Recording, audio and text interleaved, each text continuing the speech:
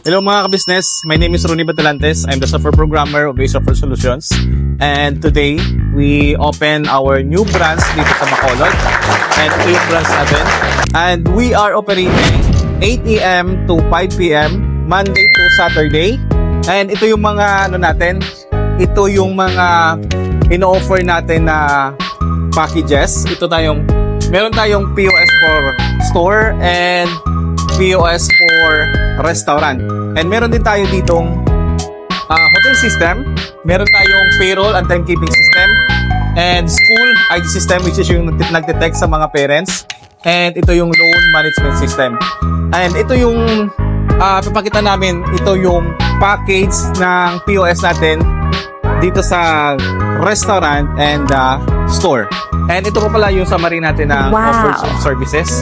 And why we choose us. Okay? And I'll show you the packages na meron tayo sa store and the restaurant. Pasok tayo dito.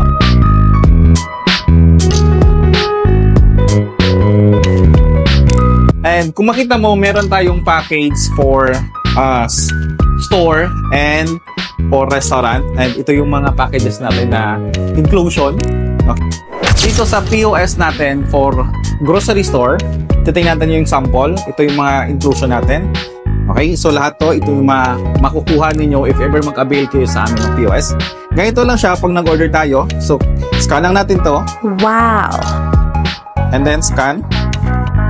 And then after that, payment lang natin. So, click lang natin yung F4. F4 lang dito. And then render the amount. Let's say 500 pesos.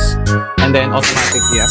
Automatic magpiprint itong POS receipt natin and mag-open ito for change. So after that, dito tayo sa ito naman yung package natin for restaurant. So kung makita mo, meron tayong touchscreen, meron tayong keyboard, meron tayong cash drawer and printer.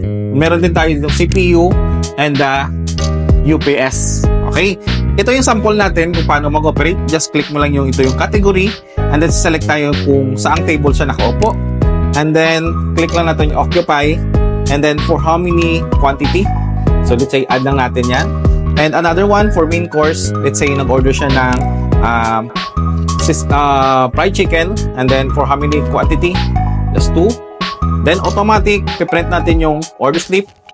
Click natin yan, yes. And then automatic magpiprint ito yung order slip doon sa kitchen or optional yan either dito or sa kitchen. Okay, after that, pag once nanghingi ng billing itong kliyente natin o yung customer natin, i-click lang natin itong bill out and automatic may bill out na siya.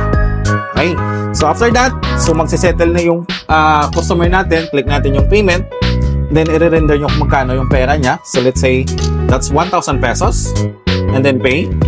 Automatic mag-open ito and meron ka ng resibo. So ganyan siya mga ka-business. So if ever interested kayo, just contact us and meron tayong branches dito sa Bacolod, meron tayo sa Iloilo, meron tayo sa Aklan, and we have also for Metro Manila, which is ito yung Valenzuela. So thank you guys.